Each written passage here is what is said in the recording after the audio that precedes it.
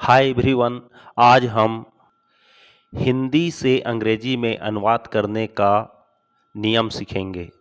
हिंदी से अंग्रेजी में अनुवाद करने का दो ट्रिक है जिससे आप बड़े से बड़े सेंटेंसों को हिंदी से अंग्रेजी में अनुवाद कर सकते हैं। इसके दो रूल्स हैं। फर्स्ट, जब आपके पास एक वर्ब है, एक्शन दिखाने वाला एक शब्द है, तब आप इस नियम का यूज़ करेंगे। फॉर एग्जाम्पल, मैं यह करूँगा जबकि आप वह करेंगे। तो ऐसे सेंटेंसों में हम एरो इस प्रकार से लगाते चलेंगे। पहला शब्द है मैं, उस पे एरो लगाइए, उसके बाद पीछे से एरो लगाएंगे। लेकिन यहाँ पर यह ध्यान दीजिए, यहाँ पर दो सेंटेंस है जो जबकि से जुड़ा है, इसलिए जबकि से पहले वाला सेंटेंस है उसका लास्ट होगा करूँगा, उस पे एरो लगेगा। उसके बाद बीच वाला शब्द हो गया यह, वहाँ पर एरो लगाइए और हम इसका अंग्रेजी लिखते चलेंगे। मैं का हो जाएगा आई, और जिस सेंटेंस में गा गी गे आता है, जिस सेंटेंस में लास्ट के शब्द में मीन्स वर्ड में यदि गा गी गे आता है तो यह फ्यूचर को दर्शाता है। तो फ्यूचर के लिए हम शैल का या विल का यूज़ करते हैं। आई तथा वी के साथ हम शैल का यूज़ करते हैं। तो गा के लिए हम शैल लगाएंगे, आई शैल। और करना को बोला जाता है डू, आई शैल डू। और यह का हो जाएगा this, I shall do this.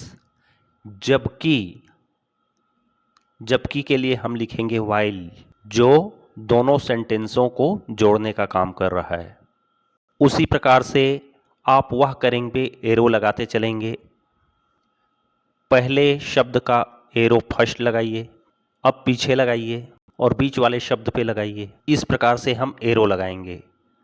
पहले वाले शब्द का पहले, फिर उसके बाद लास्ट से हम एरो लगाते चले जाते हैं और उसकी इंग्लिश लिखते चलते हैं। आपका हो जाएगा यू, और इसके साथ हम विल का यूज़ करेंगे। मैंने पहले ही बताया था आई और वी के साथ शैल का यूज़ किया जाता है, फिर बाकी सभी के साथ विल यूज़ करते हैं। तो गे के लिए हमने विल लगाया और करना को बोला जाता है डू, और वह की इंग्लिश हो जाएगी that. You will do that, मैं यह करूँगा जबकि आप वह करेंगे। I shall do this while you will do that. यह पहला ट्रिक हुआ।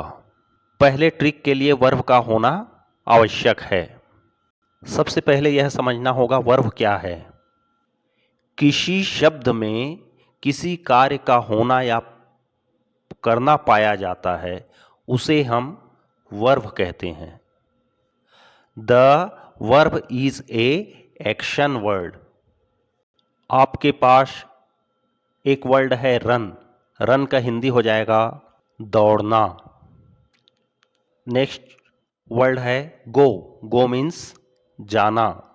और नेक्स्ट वर्ड होगा आपका सेव, सेव मीन्स बचाना या बचत करना। नेक्स्ट कम, कम मीन्स आना। रन मीन्स दौड़ना, गो मीन्स जाना, सेव मीन्स बचाना, कम मीन्स आना। इन शब्दों का आप हिंदी में देखें। जो इंग्लिश में आपके पास वर्ड्स हैं उसका आप हिंदी मीनिंग देखेंगे और लास्ट में ना आया हुआ है।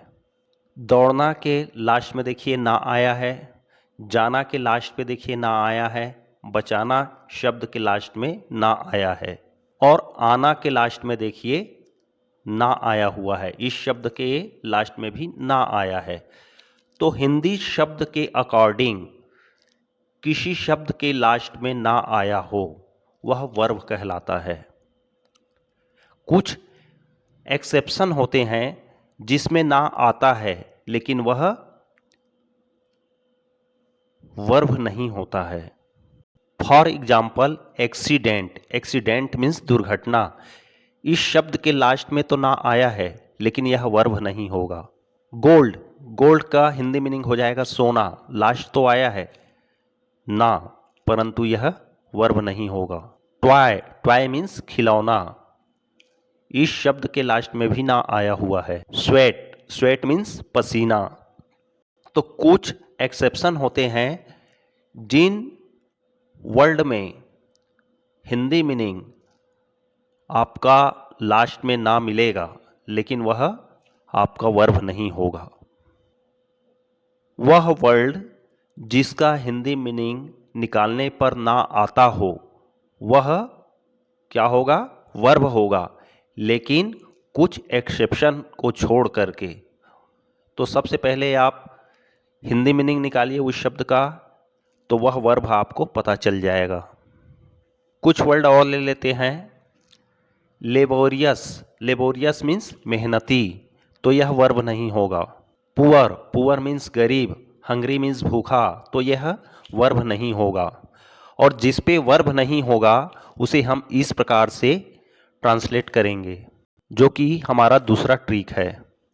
मैं एक ईमानदार अध्यापक था जबकि वह एक धोखेबाज था।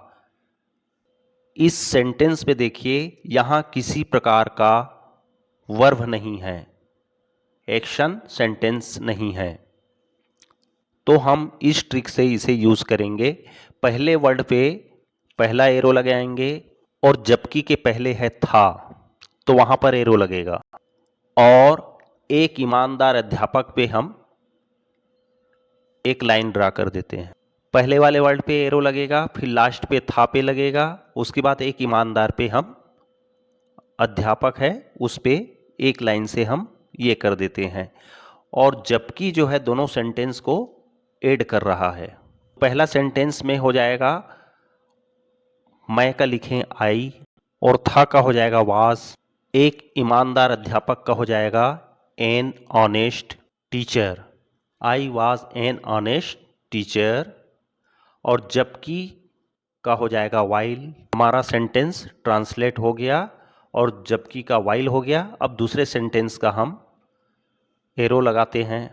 पहले वर्ड पे हमने एरो लगाया, अब पीछे चलेंगे, था पे एरो लग गया और एक धोखेबाज पे लगेगा लाइन। इस सेंटेंस में भी किसी प्रकार का वर्ब नहीं है, इसलिए हम इस ट्रिक का यूज करेंगे। पहले वाले लेटर का फर्स्ट में एरो लगाएंगे, फिर लास्ट चलेंगे उस पे एरो लगेगा, फिर जो सेंटेंस बीच में जितना बड़ा हो उस पे हम एरो लाइन ड्रा कर देते हैं। अब इसका हम इंग्लिश में अनुवाद लिखते हैं। तो वह का हो जाएगा ही और था का हो जाएगा वाज। एक धोखेबाज का हो जाएगा a cheater. I was an honest teacher while he was a cheater. जिस सेंटेंस में किसी प्रकार का वर्ब ना हो तो हम इस प्रकार से ट्रिक से हम बनाएंगे। पहले शब्द पे आप जो है एरो लगाइए, फिर पीछे से चलेंगे, पीछे पे एरो लगेगा, उसके बाद जितना भी बड़ा सेंटेंस हो सेंटर पे उस पूरे पे एक लाइन लगा देंगे और उसकी अनुवाद हम लिखेंगे। पहले वाले का पहला शब्द का हम पहला इंग्लिश में वर्ड लिखेंगे, फिर लास्ट वाले का इंग्लिश में वर्ड लिखेंगे, फिर सेंटर वाले का जितने भी वर्ड हैं उस सबको ट्रांसलेट करके लिख देते हैं। नेक्स्ट सेंटेंस है हम उसकी मदद कर रहे थे जबकि वह हमें धोखा दे रही थी। तो यहां पर वर्ब है, देखिए मदद करना, मदद कर रहे, तो यहां पर मदद है, जो मदद को कहा जाता है हेल्प, और रहे रहा रही रहे रहे तो उसका आईएनजी लिखा जाता है। तो हेल्प में आईएनजी ऐड होकर के क्या हो जाएगा? मदद कर रहे हो जाएगा। तो इसको हम पहले ट्रिक से बनाते हैं। सबसे पहले शब्द पे एरो लगाएंगे, हम हैं शब्द, पहला शब्द हमारा हम है। अब उसके बाद पीछे से एरो लगाते चलेंगे। थे पे हमारा एरो लगा, मदद कर रहे पे लगेगा, इस प्रकार से मदद कर रहे पे लगा। लास्ट शब्द हुआ उसकी, उस पे एरो लगाइए। जिस सेंटेंस पे वर्ब हो, मतलब जिस वाक्य पे वर्ब हो, तो हम पीछे से एरो लगाते चलते हैं। पहला जो शब्द रहेगा वहाँ पर पहला लगेगा और फिर पीछे से लगाएंगे, जबकि जो है दोनों सेंटेंस को जोड़ने का काम कर रहा है, इसलिए हम एरो लगाने का पहले सेंटेंस पे लगाएंगे, उसके बाद फिर दूसरे सेंटेंस पे करेंगे। अब हम इसकी इंग्लिश लिखेंगे। हम का हो जाएगा वी और थे का हो जाएगा वर, मदद कर रहे का हो जाएगा हेल्पिंग और उसकी का हो जाएगा हर। इस प्रकार से पहले सेंटेंस का इंग्लिश हो गया वी वर हेल्पिंग हर। अब जबकि का हो जाएगा वाइल, और यहाँ भी इस सेंटेंस पे वर्ब है धोखा देना, तो इस पे भी हम एरो पहले वर्ड पे हम एरो लगाएंगे, फिर पीछे से एरो लगाते हुए आएंगे। पहला शब्द हमारा वह है, उस पे एरो लगाएंगे, फिर पीछे में थी है, वाक्य के अंत में थी है, उसके बाद धोखा दे रही पे लगेगा। लास्ट शब्द है हमें, इस प्रकार से एरो लगेगा। वह का हो जाएगा शी और थी का हो जाएगा वास, और धोखा देना को बोला जाता है चीट, और रही का आईएनजी लगा देंगे, और हमें का हो जाएगा अस। हमारा वाक्य ट्रांसलेट हो गया, we were helping her while she was cheating us. उसी प्रकार के इस सेंटेंस से का हम अनुवाद करेंगे। वह पैसा बचा रही थी जबकि मैं पैसा खर्च कर रहा था, तो यह भी पहले ट्रिक के अनुसार ही बनेगा। She was saving money while I was expanding money. यह एक बहुत सुंदर घर है जबकि वह एक छोटा घर था। इस सेंटेंस में किसी प्रकार का वर्ब नहीं है, तो ये सेकेंड ट्रिक से बनेगा। This is a very beautiful house while that was a small house. मैं एक गरीब आदमी हूं जबकि वे लोग अमीर हैं। I was a very poor man while they are rich. एक गरीब परिवार था, 4 लोग उस परिवार में रहते थे। इसका हम इंग्लिश लिखेंगे तो देयर से स्टार्ट करेंगे, क्योंकि देयर का कोई अर्थ नहीं निकलेगा यदि हम फर्स्ट पे लिखते हैं।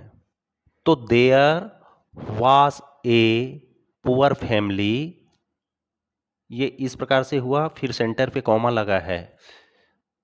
4 persons lived in that family। First sentence पे कोई वर्ब नहीं है, सेकेंड सेंटेंस में एक वर्ब है, तो फर्स्ट सेंटेंस का हम सेकेंड ट्रिक से लगाए और सेकेंड सेंटेंस में हमने फर्स्ट ट्रिक का यूज़ किया है। इस सेंटेंस फर्स्ट सेंटेंस में किसी प्रकार का वर्ब नहीं है और सेकेंड सेंटेंस में वर्ब है रहना, रहते थे, मतलब वर्ब रहना जो है वर्ब का फर्स्ट फॉर्म हुआ, उस पे पास्ट फॉर्म जो है लिव्ड हो जाएगा। इस प्रकार से आप प्रैक्टिस कीजिए। Thank you for watching this video.